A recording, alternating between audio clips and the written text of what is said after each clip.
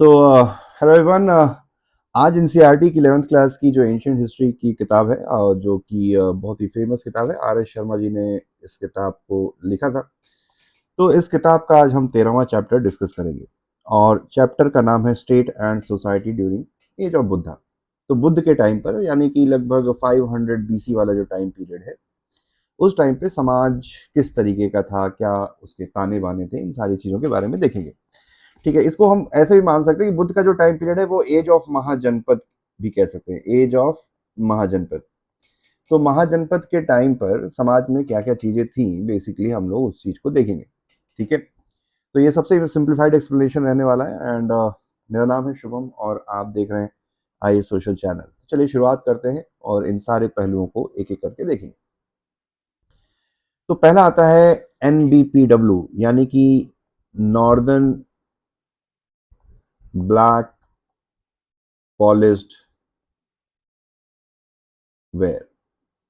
अब ये northern black polished where क्या होता था? तो एक तरीके से ये एक पॉटरी है।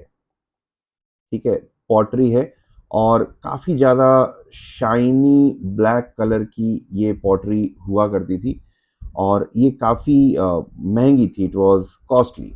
ठीक है, महंगी थी और जनरली इसका इस्तेमाल डे टू डे एक्टिविटी के लिए नहीं होता था। ऐसा नहीं कि आप उसमें चावल और गेहूं उसमें भर के रख रहे हैं। जनरली पॉटरी का इस्तेमाल इंसान ने क्यों शुरू किया था? पॉटरी का इस्तेमाल इंसान ने शुरू किया था कि भाई ग्रेन्स को स्टोर करने के लिए। इस वजह से जब न्यूलिथिक पीरियड में इंसान ने खेती करना शुरू किया तो न्यूलिथिक पीरियड में ही जो है पॉटरी भी अस्तित्व में आई। ठीक है, अब तो बात यह है कि खास बात यह है इस पॉटरी का कि जनरली पॉटरी एक यूटिलिटी वाला आइटम था जिसका काम होता था अनाज को रखने के लिए। लेकिन नॉर्दर्न ब्लैक पॉलिश्ड वेयर ऐसी पॉटरी है, it was a very costly pottery and it was an item of luxury. लोग अपने घर में सजाने के लिए इसको खरीदते थे। तो ये पॉटरी ये बताती है कि अगर आप खजा मतलब किसी पॉटरी को सजाने के लिए as an item of display या लग्जरी खरीद रहे हैं, इसका मतलब है कि सरप्लस इकोनॉमी का जन्म हो चुका था। ठीक है, लोग फ्लॉन्ट करने के लिए, दुनिया को दिखाने के लिए, देखो हमारे पास पॉटरी है, ये महंगी वाली। ठीक है, कोई भी गेस्ट आए तो ऐसा ड्राइंग रूम में आप रख सकते हैं। तो इस टाइप से तो आदमी ये सब चीज़ें तभी खरीद पाता है जब उसके पेट, जो उसकी डे टू डे जो ज़रूरतें हैं वो पूरी हो गई हैं। ठीक है, तो इस पॉटरी के साथ यही खास बात है कि भाई ये दर्शाता है कि उस समय समाज, जो इकोनॉमी थी समाज की, वो काफ़ी फल फूल रही थी और लोगों के पास अपनी ज़रूरतों से ज़्यादा रिसोर्सेज मौजूद थे। इस वजह से लोग लग्जरी आइटम्स पे पैसे खर्च कर रहे थे। ठीक है, अब इसका नाम नॉर्दर्न ब्लैक पॉलिश्ड वेयर है। ठीक है, तो नॉर्दर्न नाम दिया हुआ, इसका मतलब ये नहीं है कि सिर्फ नॉर्थ में मिलेगी। ऐसा नहीं है कि सिर्फ नॉर्दर्न इंडिया में ये है। ये पूरे अक्रॉस इंटायर इंडिया आपको ये पॉटरी देखने को मिलेगी। लेकिन मेजॉरिटी ऑफ ये जो पॉटरी है वो नॉर्दर्न एरिया में मौजूद है। जैसा कि हमने पिछले मैप में देखा था, पिछले लेक्चर में, कि ये जो पूरा एरिया है, ये यहाँ पर सारे मैक्सिमम महाजनपद इसी एरिया में थे। असमक को छोड़ दें, असमक करके एक महाजनपद था, बस वही एक महाजनपद है जो विंध्य माउंटेन रेंज के साउथ में था।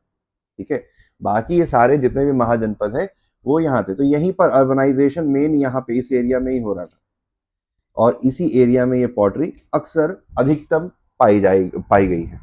ठीक है, इस वजह से इसका नाम नॉर्दर्न ब्लैक पॉलिश्ड वेयर है। इसका कहीं भी ये मतलब नहीं है कि ये सिर्फ नॉर्थ में ही लोकेटेड थी, वो it was located almost across entire India. ठीक है, अब मटेरियल लाइफ में आते हैं तो देखा जाए तो सबसे पहले मेटल करेंसी का इंट्रोडक्शन अगर आप देखें तो सबसे पहले मेटल करेंसी आई महाजनपद पीरियड में या बुद्ध महावीर के समय। इससे पहले हड़प्पन पीरियड में भी बार्टर चल रहा था। ठीक है, बार्टर सिस्टम, और वैदिक पीरियड में भी बार्टर सिस्टम चल रहा था कि भैया मान लो कि आलू का पराठा खाना है तो मैंने तुमको आलू दे दिया, ठीक है, और तुमने मुझे गेहूं दे दिया। हम दोनों भाइयों ने आलू का पराठा बनाया और खा के सो गए। कोई भी उसमें पैसे का कोई लेन देन नहीं है, समाज में चीजों का, कमोडिटीज का लेन देन है। इसको बार्टर सिस्टम कहते थे। ठीक है, तो पहली बार मेटल करेंसी जो है 500-600 बीसी के अराउंड, 600-500 बीसी के अराउंड पहली बार मेटल करेंसी हिंदुस्तान की धरती पर देखने को मिलती है। और ये जो कॉइन्स थे बेसिकली पंच्ड मार्क कॉइन्स थे, पंच्ड मार्क, ठीक है, पंच मार्क कॉइन थे जो कि या तो सिल्वर के बने हुए होते थे या तो कॉपर के बने हुए होते थे। गोल्ड का कोई भी महाजनपद पंच मार्क कॉइन गोल्ड का नहीं मिला है, ठीक है, वेरी इंपॉर्टेंट कि कोई भी गोल्ड का कॉइन नहीं मिला है। सोना हिंदुस्तान में कभी भी ज्यादा था नहीं, तो जो भी कॉइन्स हैं ये आपके सिल्वर और कॉपर वाले कॉइन्स आपको जनरली देखने को मिलेंगे, ठीक है। अब आप इन कॉइन्स को ऑब्जर्व करोगे तो इन कॉइन्स पे आप देखोगे तो इनका जो शेप है वो रेगुलर है नहीं, ठीक है, शेप भी रेगुलर नहीं है। दूसरी चीज देखोगे तो बेसिकली इस पे आपको कोई भी इंस्क्रिप्शन देखने को नहीं मिलेगी। आप अगर देखोगे तो इस पे आपको किसी भी तरीके का कोई भी नो भगवान की फोटो या राजा की फोटो आपको देखने को नहीं मिलेगी, ठीक है। तो ये बेसिकली इन महाजनपद कॉइन जिनको पंचमार्क कॉइन कहते हैं, इनको पंच मार्क नो पंच करके इन कॉइन्स को बनाया जाता था। पंच करके बनाने का मतलब ये है कि एक मेटल की शीट ली और पंच कर करके, जैसे स्टेपल कर करके आपने, ठीक है, उसको निकाल लिया, तो इसको बोलते हैं पंच मार्क कॉइन। आगे चलते हैं, रिंग वेल्स की बात करते हैं। तो ये है रिंग वेल्स। तो होता क्या था कि पहले मान लीजिए कि आपने ऐसे मान लो कि जमीन है, ठीक है, जमीन में आपने मान लो कि कुआं खोदा। अब चूंकि ये जो महाजनपद हैं ये गंगा के तट पर, गंगा के किनारे बसे हुए, तो यहाँ की मिट्टी जो है काफी भुरभुरी थी, ठीक है। तो अगर आप कुआं खोदोगे तो मिट्टी उस गिर गिर के वो कुआं जल्दी भर जाएगा और मटमैला पानी आएगा। तो क्या करते थे कि भाई आप अलग से एक तरीके से टेराकोटा के बने हुए, क्ले के बने हुए ऐसे रिंग बनाते थे और कुआं खोद के एक रिंग दूसरा रिंग ऐसे करके एडजस्ट एक दूसरे के ऊपर कर देते थे, जैसा कि इस फोटो में आपको देखने को मिल रहा है। अब इससे क्या होता था कि ये इसकी जो वॉल्स है, कुएं की वॉल्स को ये इंटैक्ट रखता था, पानी साफ मिलेगा आपको उसमें। कुएं की दीवारों की रेत जो है या जो मिट्टी है वो पानी में नहीं मिलेगी, ठीक है। तो ये रिंग वेल्स, ठीक है, रिंग वेल्स जो है ये महाजनपद पीरियड में आपको देखने को मिलेगा। और कोई जरूरी नहीं है कि इन रिंगवेल्स को दो पर्पस के लिए बनाया जाता था। एक तो है भाई पानी पीने के लिए, दूसरा कई बार एज अ नो ड्रेनेज के रूप में भी इसका इस्तेमाल होता था। जैसे सेप्टिक टैंक है, ठीक है, सेप्टिक टैंक जिसमें आपके घर का जो भी वेस्ट है, ह्यूमन वेस्ट, वो सेप्टिक टैंक में इकट्ठा होता है। तो ऐसा ही इसका इस्तेमाल, इन रिंगवेल्स का इस्तेमाल पानी पीने के लिए, ड्रिंकिंग वाटर के लिए भी होता था और ड्रेनेज के लिए भी होता था। तो दोनों तरीके से इसका इस्तेमाल होता था। इससे पहले अगर आप हड़प्पन पीरियड की बात करें तो हड़प्पन पीरियड में बेसिकली जो आपको कुएं देखने को मिलेंगे, उन कुएं की जो दीवारें हैं वो ब्रिक से बनी हुई थी, ब्रिक मेड वॉल्स वेल्स, ठीक है। जबकि महाजनपद के जो कुएं हैं उनकी दीवारें आपको इस तरीके से टेराकोटा के बने हुए छल्लों से बनी हुई आपको देखने को मिलेगी, ठीक है। इनको रिंग वेल्स कहते हैं और it is the hallmark of Mahajanapada period या बुद्धा पीरियड, ठीक है। और लगभग लगभग पूरे इंडियन सब कॉन्टिनेंट में आपको ये रिंग वेल्स देखने को मिलेगी। मेजॉरिटी ऑफ ये जो रिंग वेल्स है वो मगध वाले रीजन में, पर उसके अलावा भी आपको ये रिंग वेल्स लगभग लगभग पूरे इंडियन सब कॉन्टिनेंट में देखने को मिलेगी। साउथ में बहुत ही कम, इक्का दुक्का या लगभग ना के बराबर है, पर नॉर्थ या नॉर्थ वेस्ट रीजन में तो बहुत सारे इस तरीके के रिंग वेल्स आपको देखने को मिलते हैं। अब बात आती है कि भाई इसी टाइम पीरियड पे सेकंड अर्बन रिवॉल्यूशन की दूसरी शहरी क्रांति जिसको कहते हैं, जो 500-600 पीरियड है या एज ऑफ महाजनपद कह लीजिए या एज ऑफ बुद्धा कह लीजिए या एज ऑफ महावीर कह लीजिए, इस पीरियड को यानी कि 600-500 जो बीसी वाला जो पीरियड है, इसको हम दूसरा अर्बन रिवॉल्यूशन कहते हैं इंडियन सब कॉन्टिनेंट में। पहला अर्बन रिवॉल्यूशन था हड़प्पन सिविलाइजेशन, ठीक है। हड़प्पन सिविलाइजेशन का जब डिक्लाइन हुआ लगभग 1500 बीसी में, तो लगभग 1000 साल तक शहर देखने को हिंदुस्तान में नहीं मिले। फिर 1000 साल बाद शहर हिंदुस्तान में देखने को मिलते हैं, ठीक है। अब ये कुछ इंपॉर्टेंट शहर है, अगर मैप बना के अगर हम इनको लेबल करें तो श्रावस्ती, दिस इज श्रावस्ती। फिर ये हो गया आपका अयोध्या उत्तर प्रदेश में। फिर कपिल वस्तु, ये इंडिया नेपाल का बॉर्डर हो गया। Varanasi, this is again Uttar Pradesh. Vaishali, Bihar, ठीक है। राजगीर, अगेन बिहार। पाटलिपुत्रा, अगेन बिहार। चंपा, जो कि भागलपुर में मौजूद है, अंग महाजनपद की राजधानी हुआ करती थी, ये भी बिहार है। तो ये मेन शहर थे महाजनपद पीरियड के। तो इन शहरों का नाम याद रखेंगे। आज के टाइम पे अगर आप देखें तो थोड़ा बहुत शहर आप पटना को कह सकते हैं और बनारस को कह सकते हैं, ठीक है। पटना और बनारस, जिसमें बनारस तो खैर काफ़ी आगे है पटना से, लेकिन फिर भी अगर आप देखें तो यही दो एक मेन शहर आज के टाइम पर भी मौजूद हैं। बाकी के जितने भी शहर हैं अब वो उतने प्रोमिनेंट नहीं रह गए, ठीक है। तो ये वाली बात है कि अगर आप सेकंड अर्बन रिवॉल्यूशन देखें तो ये हिंदुस्तान की धरती की ये 7-8 जो है बड़े शहर माने जाते हैं, ठीक है। बड़े शहर माने जाते हैं हिंदुस्तान की धरती के। अब सेकंड अर्बन रिवॉल्यूशन हिंदुस्तान में क्या हुई, क्यों हुई, कौन कौन से ऐसे फैक्टर्स थे जिसने इसको सपोर्ट किया। तो सबसे बड़ी बात, सबसे मेन रीजन है मेटेलिक करेंसी। मेटेलिक करेंसी आई, ठीक है, तो क्या हुआ, exchange of commodity between two people became very easy, ठीक है। लोग अपने चीजों को एक दूसरे के साथ ट्रांजैक्ट कर सकते थे, नहीं तो बार्टर सिस्टम में दिक्कत होती है, ठीक है। जैसे मान लो कि आपके पास गेहूं है, मेरे पास आप आए कि भैया आप मेरा गेहूं ले लो और उसके बदले में मुझे भाई चावल दे दो। मैं बोलूँगा भाई मुझे गेहूं चाहिए ही नहीं, मैं गेहूं खाता ही नहीं, मैं रोटी खाता ही नहीं, सिर्फ चावल खाता हूँ, दांत मेरे कमजोर हो गए, मुझे आपकी चीज नहीं चाहिए। तो ऐसे ट्रांजैक्शन करना मुश्किल होता है। लेकिन अगर मेटेलिक करेंसी होती है तो भाई मैंने आपसे सिक्के ले लिए, उस सिक्के से मैं कुछ भी खरीद सकता हूँ।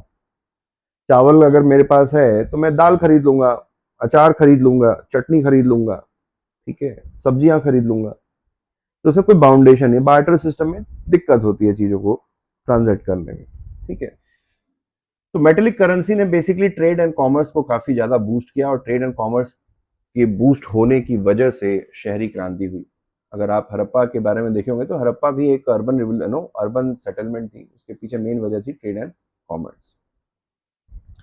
अब मटेरियल लाइफ की बात करते हैं, तो अगर आप इनके घरों को देखें तो ये बर्न्ड ब्रिक्स के थे, ठीक है। बर्न्ड ब्रिक्स के घर बने हुए थे, ईंट के घर बने थे और लकड़ी के घर बने हुए थे, ठीक है। आप एस्कावेशन में हालांकि कोई बहुत बड़ा घर या कोई बहुत बड़ा ऐसा स्ट्रक्चर एस्कावेशन में नहीं मिला, लेकिन छोटे छोटे कुछ कुछ एस्कावेशन में आपको चीजें देखने को मिलेंगी, ठीक है। अब इस पीरियड से धीरे धीरे गिल्ड सिस्टम जो होता है वो धीरे धीरे आगे आना शुरू हुआ। गिल्ड वॉज, अभी तक डिटेल में हम लोग किसी और लेक्चर में देखेंगे, फिलहाल के लिए इतना समझ लीजिए, guild system was a kind of voluntary association of traders. ये ट्रेडर्स का एक वॉलंटरी एसोसिएशन हुआ करता था, ठीक है, जिसमें ट्रेडर्स अपने आप को सेल्फ रेगुलेट करने के लिए इन गिल्ड्स को बनाते थे। और हर अलग अलग जो कैटेगरी के ट्रेडर्स हैं, जैसे ग्रेन ट्रेडर हो गए, मान लो कि मेटल के ट्रेडर्स हो गए, या अगर आप देखो मेटल के ट्रेडर्स हो गए, ग्रेन के ट्रेडर्स हो गए, या मे बी स्पाइसेस के ट्रेडर्स हो गए। तो अलग अलग जो कमोडिटीज थी, हर अलग अलग कमोडिटी में ट्रेड करने वाले लोगों का एक सेपरेट गिल्ड हुआ करता था, ठीक है। अब एंशियंट ट्रेड रूट्स देख लेते हैं। तो भाई एंशियंट ट्रेड रूट्स क्या थे, चलो इसको भी एक बार समझते हैं। तो एक ट्रेड रूट शुरू होता था श्रावस्ती, श्रावस्ती से होते हुए कुशीनगर, यानी कि जो कि उत्तर प्रदेश में मौजूद है, कुशीनगर से होते हुए पहुंचता था वैशाली बिहार, और यहाँ से पहुंचता था ये चंपा, ठीक है। तो एक ट्रेड रूट ये हो गया। दूसरा ट्रेड रूट अगर आप देखें तो यही मगध वैशाली से, चलिए मान लेते हैं वैशाली से चलता था, फिर ये जाता था आपका कौशल, ठीक है, कोसला।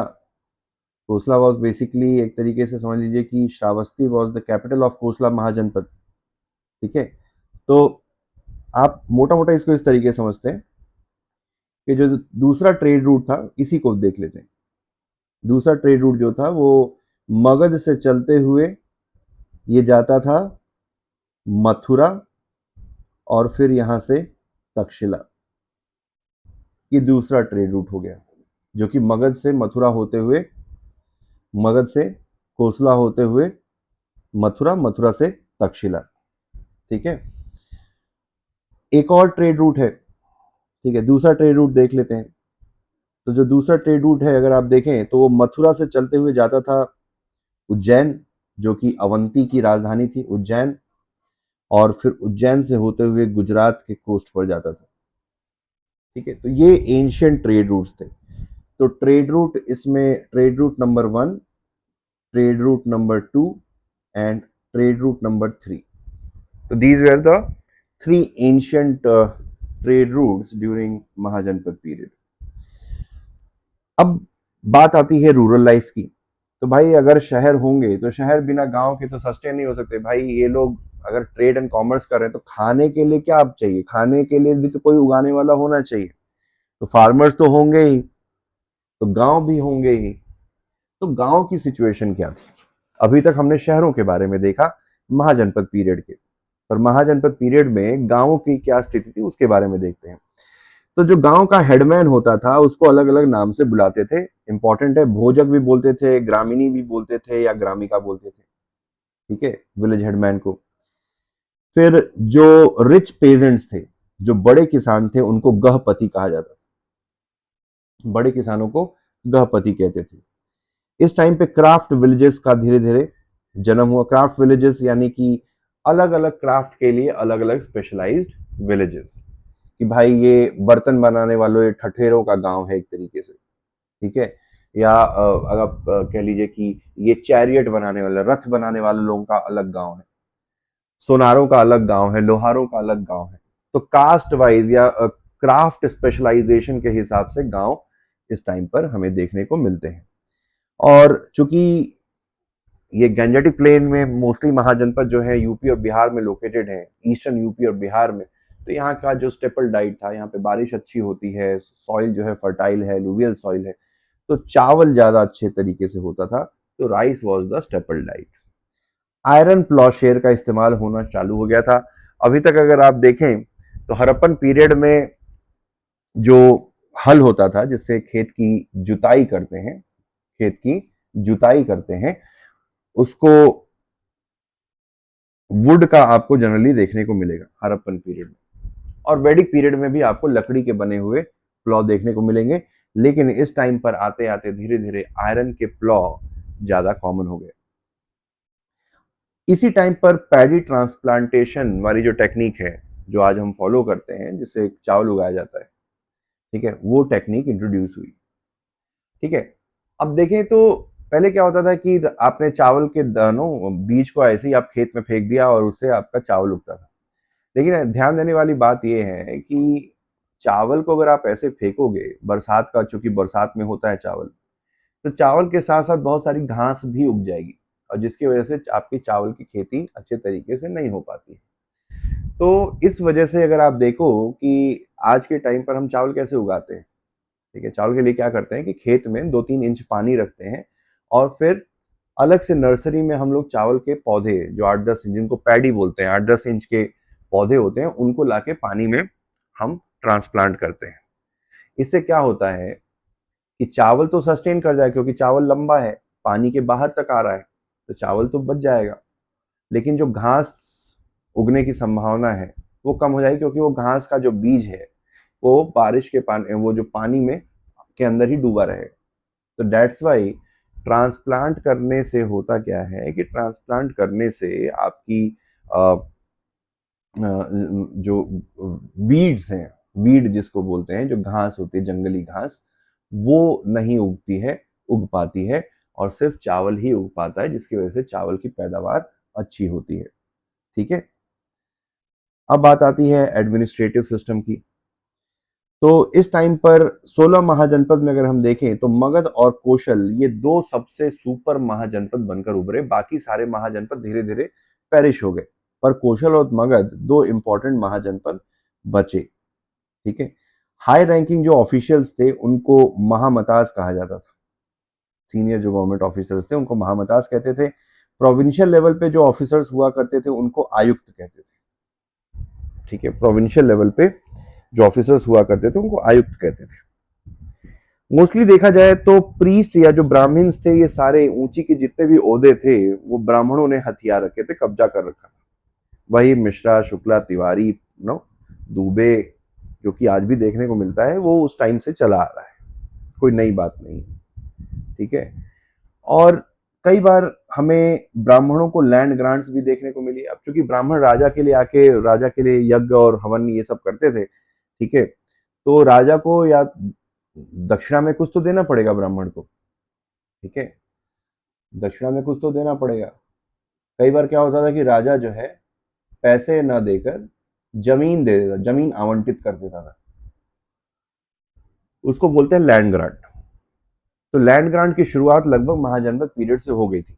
लेकिन कई बार हम लोग किताब में पढ़ते हैं कि सतवाहनास जो है, जो कि 100 बीसी, माफ कीजिएगा, 100 बीसी वाला जो टाइम पीरियड है, सतवाहनास ने लैंड ग्रांट शुरुआत की थी। अब डिफरेंस ये है कि ये वाला जो लैंड ग्रांट है इसमें सिर्फ रेवेन्यू राइट दी है कि भाई आपका ये जमीन रही, आपके इस एरिया से जो भी जमीन आपको दी जा रही है, मान लीजिए कि 5 गांव, इस 5 गांव से जो भी कर वसूला जाएगा वो आपका होगा। इसको बोलते हैं लैंड ग्रांट। तो महाजनपद का जो लैंड ग्रांट था वो इस तरीके का था कि बोल दिया जाएगा भाई 4 गांव, ये 4 गांव रहे, इनसे जो भी कर वसूला जाएगा ये फलाने ब्राह्मण को वो सारा कर जाएगा। जो सतवाहनास ने शुरू किया, जिसकी हम बात करते हैं कि practice of land grant, Satavahanas basically ये लैंड ही ब्राह्मण को दे देते थे। ठीक है। लैंड ही ब्राह्मण को देते, भाई ये 5 गांव आज से आपके, आप इनके जमींदार, इन 5 गांवों के, आप इस पे एडमिनिस्ट्रेशन करिए, आप इन गांव से टैक्स खुद ही वसूलिए। ठीक है। तो ये डिफरेंस है। इस वजह से हम कहते हैं Satavahanas were the first rulers to start practice of land grants. ठीक है। आर्मी और टैक्सेशन देख लेते हैं। तो महाजनपद के टाइम पर धीरे धीरे लार्ज प्रोफेशनल आर्मी मेंटेन करने लगा राजा। इससे पहले क्या होता था कि प्रोफेशनल आर्मी नहीं होती थी। प्रोफेशनल आर्मी का मतलब ये है कि पहले क्या था कि राजा की जो सेना होती थी वही लोग, कोई किसान है, कोई कारपेंटर है, कोई लोहार है, कोई सुनार है, कोई कुछ कर रहा है, कोई कुछ कर रहा है, जब युद्ध नहीं हो रहा है। तो युद्ध ना होने की स्थिति में ये सारे लोग अपना डेली दिनचर्या को फॉलो करते थे और जैसे युद्ध होता था ये लोग सैनिक बन जाते थे। तो सेम लोग जो है युद्ध के टाइम पर सैनिक का रोल अदा करते थे, और जब शांति का समय होता था, जब युद्ध नहीं हो रहा है, तो उस टाइम पर ये लोग अपना अपना काम करते थे। जैसे आयरलैंड और ये सब की क्रिकेट टीम आपने देखी होगी, आयरलैंड या जो भी ऐसे नॉन रेगुलर क्रिकेट प्लेइंग जो कंट्रीज हैं, जो वर्ल्ड कप में जनरली शिरकत करने के लिए आती हैं, उसमें जितने भी प्लेयर्स होते हैं उनका काम दिन भर क्रिकेट खेलना नहीं होता, क्योंकि उतना क्रिकेट होता नहीं है। तो कोई उसमें डॉक्टर होता है, कोई इंजीनियर होता है, कोई साइंटिस्ट होता है, और जब वर्ल्ड कप आता है तो ये लोग अपना पैड वैड लेकर मैदान में पहुंच जाते हैं। तो वैसे ही महाजनपद के पहले की जो सेना थी इसी टाइप की थी कि कोई उसमें लोहार था, कोई सुनार था, कोई कुछ था, कोई कुछ था, और जब युद्ध होता था तो ये लोग युद्ध के मैदान में अपना भाला, बर्छी, जो भी है, तलवार, कट्टा, बंदूक लेकर पहुंच जाया करते थे। ठीक है। फिर इस टाइम पर आते आते धीरे धीरे रथ, घोड़े से चलने वाले रथों का जो इस्तेमाल है वो धीरे धीरे कम हो गया। हिंदुस्तान में रथ को लेकर आए आर्यंस, लेकिन 500 बीसी आते आते रथों का इस्तेमाल कम होता चला गया और उसकी जगह पे बड़े बड़े हाथियों का इस्तेमाल युद्ध के मैदान में होने लगा। हाथियों को क्या करते थे कि हाथियों को ये लोग रखते थे, उनको ट्रेन करते थे, और युद्ध जब होता था तो हाथी को खूब शराब पिलाई जाती थी, सस्ती शराब, ओल्ड मॉन्ग जैसी टाइप की कोई शराब पिलाते थे, और हाथी मस्त हो जाता था और फिर वो रौंद देता था दुश्मन की सेना को। ठीक है। तो इस टाइम पर धीरे धीरे हाथियों का इस्तेमाल युद्ध में बढ़ने लगा। फिर एक टैक्स था जिसका नाम था बलि। बलि पहले एक तरीके से वॉलंटरी टैक्स होता था, it was a kind of tribute, लेकिन महाजनपद पीरियड आते आते ये एक तरीके से ऑब्लिगेटरी टैक्स हो गया। और इसको कौन कलेक्ट करता था? बलि साधक। ठीक है। और उसके अलावा बलि के अलावा एक भाग करके टैक्स था, भाग, यानी कि आपका जितना भी खेत से जो भी आपका अनाज की उपज हो रही है, whatever is getting produce from your land, from your farm, उसका 1/6 हिस्सा राजा को जाएगा। ठीक है। जैसे मान लो कि 60 किलो अनाज प्रोड्यूस किया तो 10 किलो अनाज राजा के पास एज अ टैक्स जाया करेगा। ठीक है।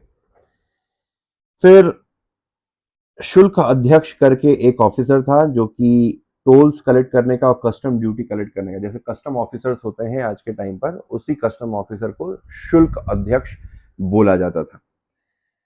फिर सभा और समिति, ये दो वैदिक इंस्टीट्यूशंस हैं, इनका काम था राजा को ज्ञान देना, राजा को एडवाइस देना।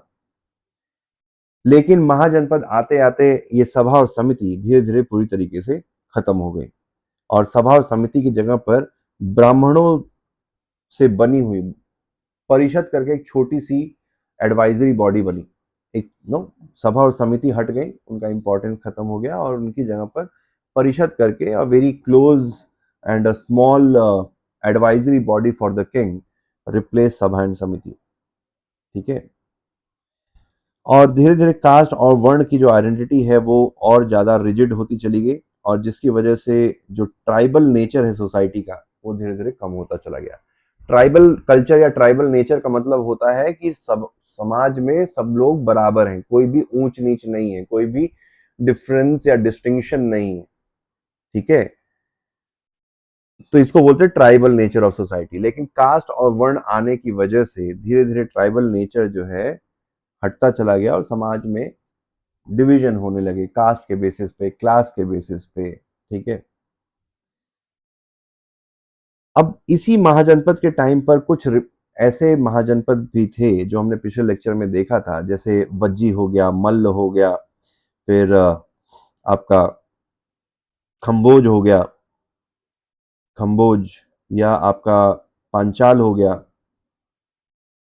ये सारे जो है रिपब्लिकन सिस्टम थे जिनको हम लोग गण संघ भी कहते हैं। गण संघ।